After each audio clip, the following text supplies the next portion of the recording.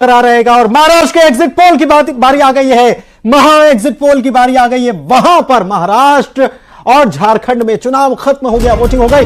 देखिए महा exit poll Maharashtra का 288 सीटें और 288 सीटों में क्या कुछ बताया जा रहा है। अगर महा एग्जिट पोल की बात कर ली जाए तो 143 सीटें एनडीए को मिलती नजर आ रही हैं और इंडी गठबंधन को 129 सीटों के आसपास रह सकते हैं। और अन्य की बात करें तो 7 सीटें जा सकती हैं। अलग अलग जो एग्जिट पोल आए हैं उसका महा एग्जिट पोल हम आपको बता रहे हैं। मेगा एग्जिट पोल जो है वो आप देख रहे हैं और इसके मुताबिक आप देखिए कि अलग अलग एजेंसी अलग अलग नंबर दे रही है, लेकिन अगर देखा जाए इन सभी एजेंसियों का अगर हम गुणा भाग देखें तो इसमें यह नजर आता है कि 143 सीटें एनडीए के पास जा सकती हैं और इंडी गठबंधन जो है 129 सीटें उसके पास जा सकती हैं। विजयपुर की भी कर लेते हैं। विजयपुर की बड़ी सीट है क्योंकि कांग्रेस छोड़कर रामनिवास, जैसा कि हम आपको बता चुके हैं, रामनिवास रावत कांग्रेस छोड़कर बीजेपी में आए, बीजेपी ने प्रत्याशी बनाया। कांग्रेस की तरफ से मुकेश मल्होत्रा को मैदान में उतारा गया। सबसे बड़ी बात यह है कि जब वोटिंग हुई तब खूब बवाल हुआ, खूब शिकायतें आई, खूब चर्चाएं हुई। यह भी कहा गया कि फर्जी वोटिंग हुई है, यह भी कहा गया कि वोट नहीं डालने दिया गया। इसके बावजूद अच्छी बात यह थी कि वोटिंग परसेंटेज अच्छा निकलकर सामने आया। तो किसकी जीत होगी यह एक बड़ा सवाल है, लेकिन इसी सवाल का जवाब हम तलाशने के लिए आज आपके सामने मौजूद हैं। तो विजयपुर में किसकी विजय होगी, कांग्रेस के मुकेश मल्होत्रा या रामनिवास रावत? शिवकांत आचार्य हमारे विजयपुर से हमारे सहयोगी हमारे साथ जुड़े हुए हैं, उनके पास चलते हैं। शिवकांत, क्या कुछ आपने देखा और क्या चीजें स्थितियां जो हैं वो बनती हुई नजर आ रही हैं? उपचुनाव का नतीजा किस तरफ?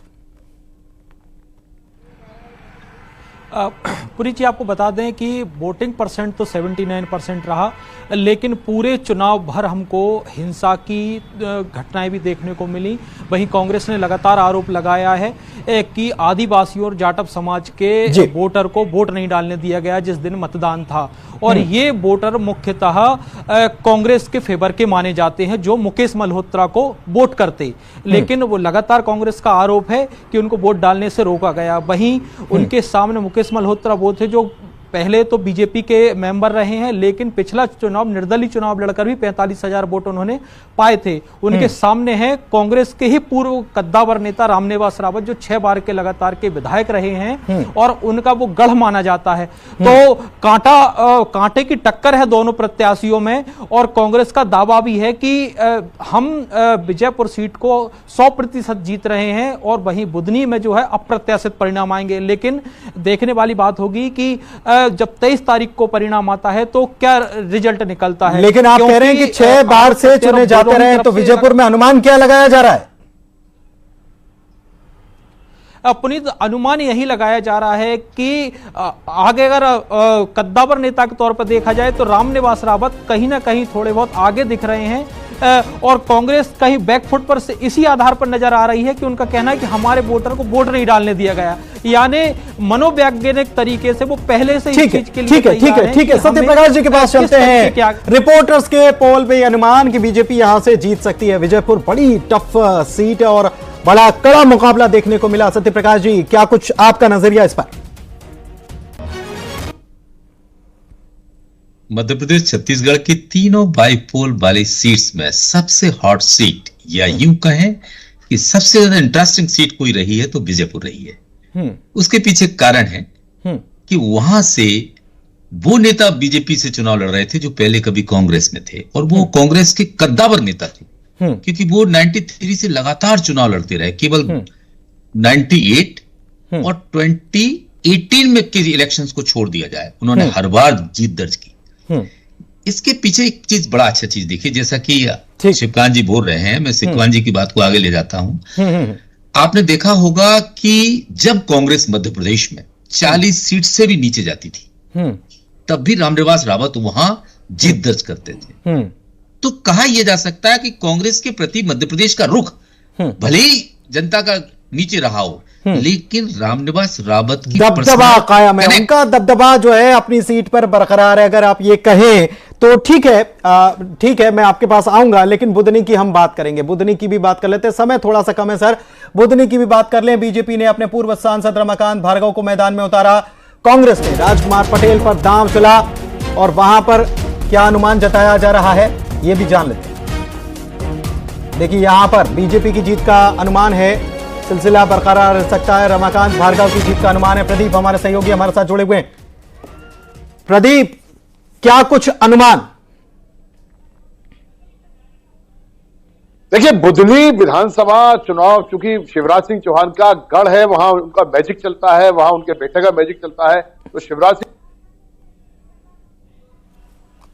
चुनाव में 1,00,000 की जो लीड ली, कांग्रेस के तमाम प्रयासों के बाद भी ऐसा अभी अनुमान लगाया जा रहा है कि वो लीड कवर करने में दिक्कत आई। इसलिए उम्मीद अभी लगाई जा रही है कि भारतीय जनता पार्टी के प्रत्याशी रमाकांत भार्गव मिनिमम अंतर यानी 20,000 के अंतर से जीतने की कयास यहां लगाई जा रही है। मतलब अंतर कम हो जाएगा, आप ये कह रहे हैं अंतर कम हो जाएगा, लेकिन बुधनी में बीजेपी की जीत का अनुमान जो है वो तो यहां पर नजर आ रहा है, क्योंकि शिवराज सिंह चौहान जो है उनका जादू जो है वो यहां पर चलता है और रमाकांत भार्गव को टिकट दिया तो उनकी जीत का अनुमान लगाया जा रहा है। और सत्य प्रकाश जी के पास फिर से चलते हैं। सर, आप अपनी बात को, पुरानी वाली बात को भी पूरा कीजिए और साथ में इस पर आपका कमेंट, लेकिन शॉर्ट में सर, थोड़ा समय कम।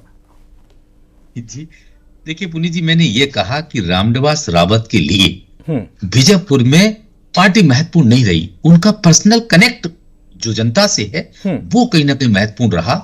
इसके कारण वो लगातार चुनाव जीतते रहे और इस इलेक्शन में भी अगर बीजेपी आगे बढ़ती है तो ये उनके पीछे एक बड़ा फैक्टर है। दूसरा, बुधनी में देखिए, बुधनी बड़े लंबे समय से भारतीय जनता पार्टी का गढ़ है।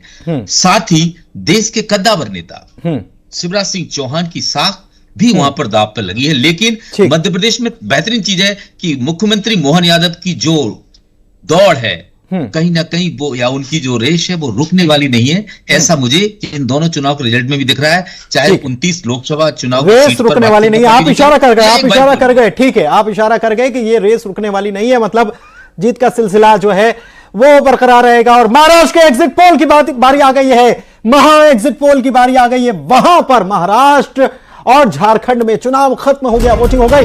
देखिए महा एग्जिट पोल, महाराष्ट्र का 288 सीटें और 288 सीटों में क्या कुछ बताया जा रहा है। अगर महा एग्जिट पोल की बात कर ली जाए तो 143 सीटें एनडीए को मिलती नजर आ रही हैं और इंडी गठबंधन को 129 सीटों के आसपास रह सकते हैं। और अन्य की बात करें तो 7 सीटें जा सकती हैं। अलग अलग जो एग्जिट पोल आए हैं उसका महा एग्जिट पोल हम आपको बता रहे हैं। मेगा एग्जिट पोल जो है वो आप देख रहे हैं और इसके मुताबिक आप देखिए कि अलग अलग एजेंसी अलग अलग नंबर दे रही है, लेकिन अगर देखा जाए इन सभी एजेंसियों का अगर हम गुणा भाग देखें तो इसमें यह नजर आता है कि 143 सीटें एनडीए के पास जा सकती हैं और इंडी गठबंधन जो है 129 सीटें उसके पास जा सकती है।